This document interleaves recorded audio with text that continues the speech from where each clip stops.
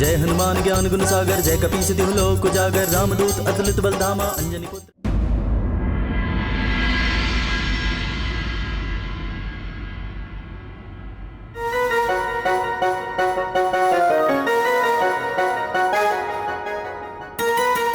हनुमान, मुझे यहां से निकालिए। हनुमान। नारद जी, आपको हनुमान से प्रार्थना मांगने की क्या आवश्यकता? आप तो स्वयं संगीत विशारद हैं। हनुमान के समान आप भी अपने सुरों से इस हिम को पिघला दीजिए। मैं लज्जित हूं महादेव। देवताओं और अप्सराओं पर अपने सुरों के प्रभाव से मुझे अहंकार हो गया था, किंतु मेरे सुर केवल जीवित प्राणियों के हृदय में हलचल कर सकते हैं महेश्वर। राम भक्त हनुमान का संगीत तो हिम जैसे जड़ पदार्थ को भी विचलित कर देता है।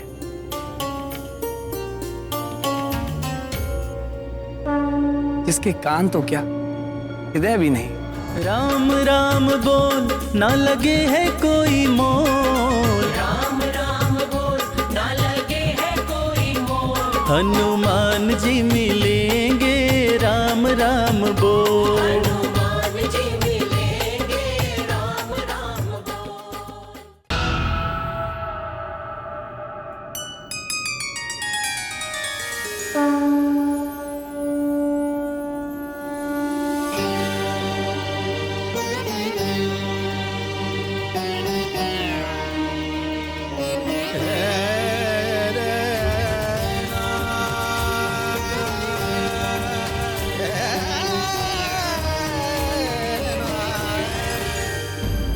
तो क्या हनुमान ने नारद जी का भी गर्व भंग कर डाला? हमारे स्वामी के समान हनुमान जी भी 64 कलाओं के ज्ञाता है। कैसे ना हो, हनुमान जी की माँ अप्सरा पुंजिक स्थला भी तो उच्च कोटि की कलाकार थी। आप प्राणवल्लभ, पुंजिक स्थला का क्या हुआ? ऋषि के श्राप के प्रभाव से पुंजिक स्थला का स्वर्ग से पतन हो गया और उसने धरती पर वानर राज कुंजर की पुत्री अंजना के रूप में जन्म लिया। वानर राज कुंजर के घर में अंजना का यथारीति लालन पालन होने लगा। पूर्व जन्मों के संस्कार से अंजना की भी भगवान शंकर में अनन्य श्रद्धा थी। समय बीतता गया, यौवन के पग धरते ही अंजना का सौंदर्य खिल उठा, किंतु अन्य युवतियों से विपरीत अंजना आभूषण और अलंकार के साथ साथ शस्त्र विद्या में भी रुचि लेने लगी। वानरराज कुंजर ने उसे रोका नहीं, वरन उत्साह वर्धन ही किया।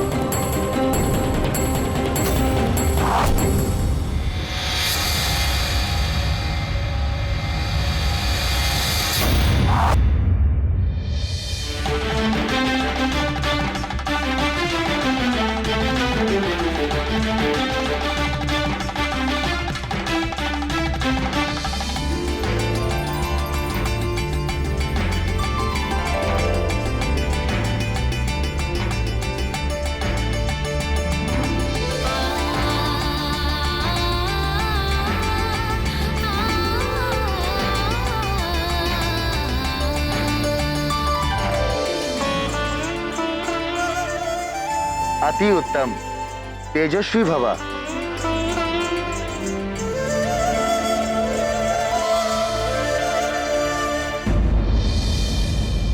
बहुत सोच समझकर पुंजिक स्थला को हनुमान की जननी के लिए चुना गया था, पर अभी भी वो भगवान भोले शंकर के अंश का भार वहन करने में समर्थ नहीं थी। अनेक परीक्षाओं को पार कर अंजना को उस योग्य बनना था। इसी उद्देश्य से उसके जीवन में विचित्र घटनाएं घटने लगी।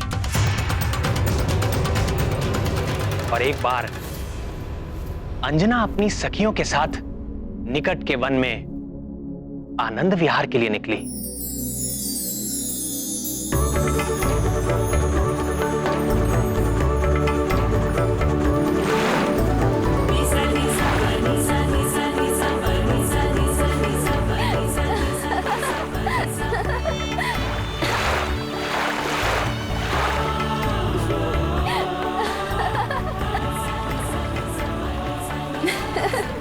देखो ना अंजना, कितना शीतल जल है, बड़ा आनंद आ रहा है। आओ ना।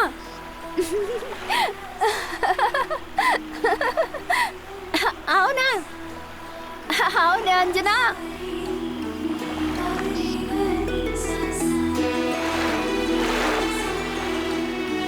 नटखट, क्या कर रही हो? तुम लोग रहो जल में, मुझे तो यहाँ तट पर ही अच्छा लग रहा है।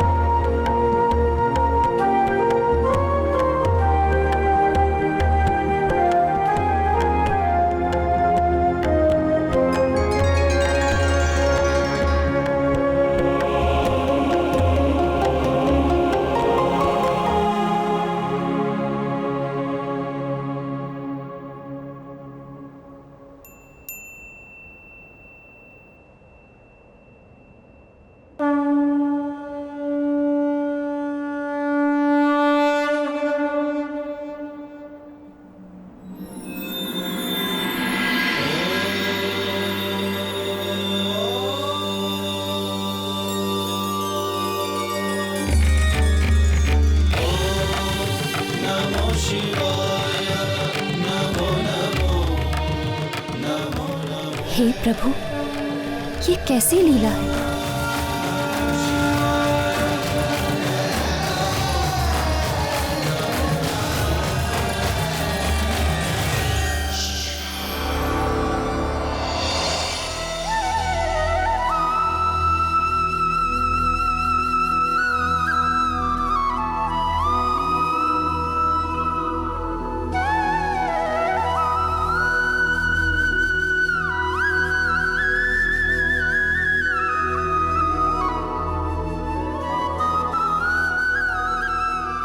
आप हमें सता रहे हैं मुरलीधर।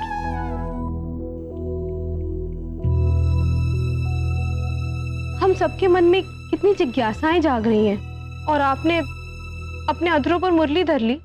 प्रिय, यदि आपके मन में इतनी ही जिज्ञासा है तो सुनिए।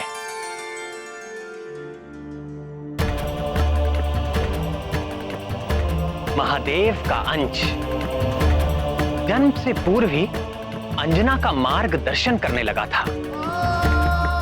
मनुष्य का प्रारब्ध अर्थात उसके जीवन में होने वाला घटनाक्रम जन्म से पूर्व ही निश्चित हो जाता है और चाहे अनचाहे हर प्राणी अपने भाग्य की ओर खिंचता चला जाता है। अंजना के जीवन का तो केवल एक ही उद्देश्य था, महादेव के अंश महाबली हनुमान का जन्म। ऐसा समझो कि बाल हनुमान की छवि बनकर वो भाग्य ही अंजना को एक विशेष दिशा में खींचे लिए जा रहा था। तो फिर उस वन में और क्या हुआ प्रभु?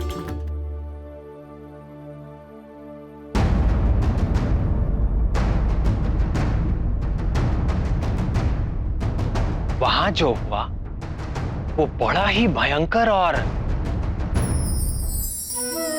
रोमांचकारी था।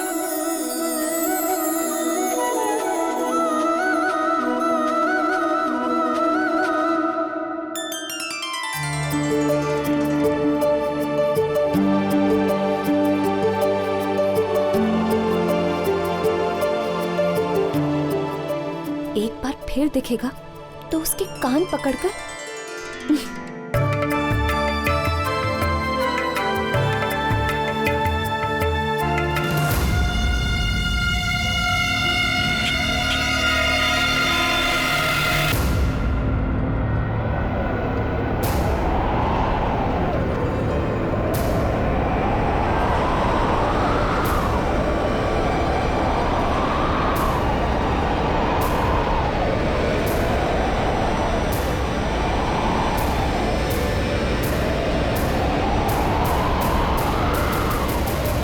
हे भूतपति भगवान रुद्र, हे माता रुद्राणी, मेरी रक्षा कीजिए।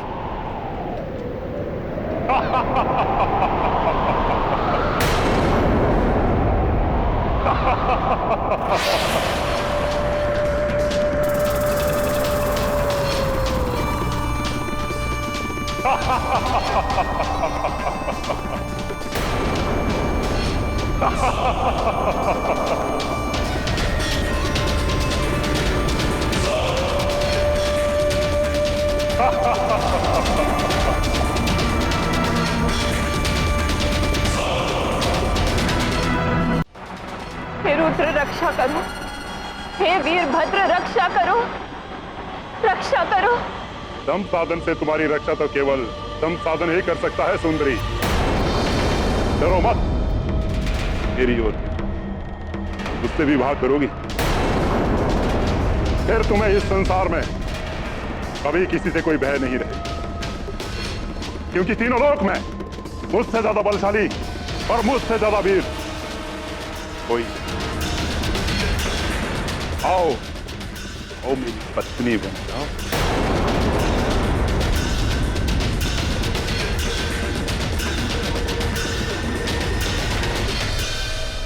भाग कर कहां जाओगी? रुक जाओ, देखो मुझे क्रोध आ रहा है।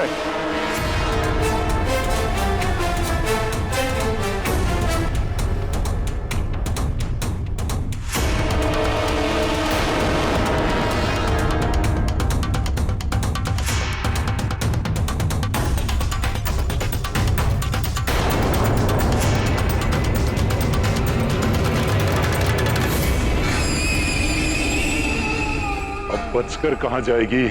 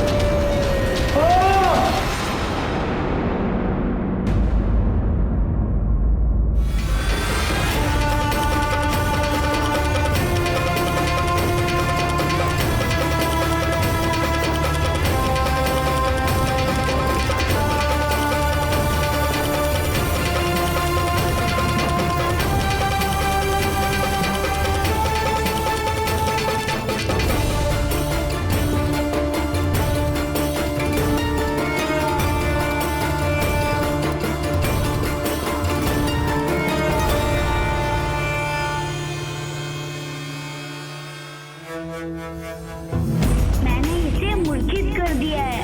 आप निकल जाइए। उत्तर की ओर सरल मार्ग है।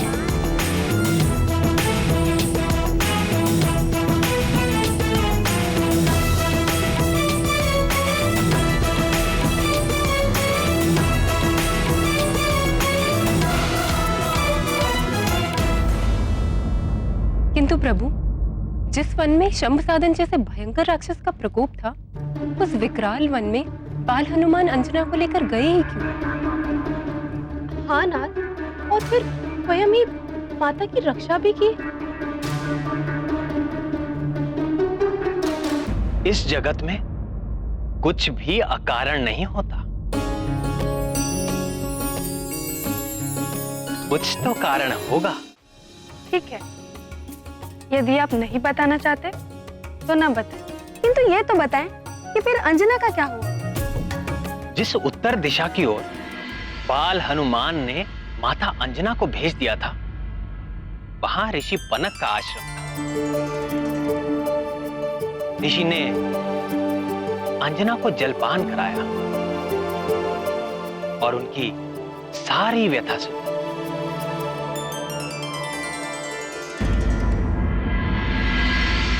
शंभ साधन के उत्पात से यहाँ सभी प्राणी पीड़ित है।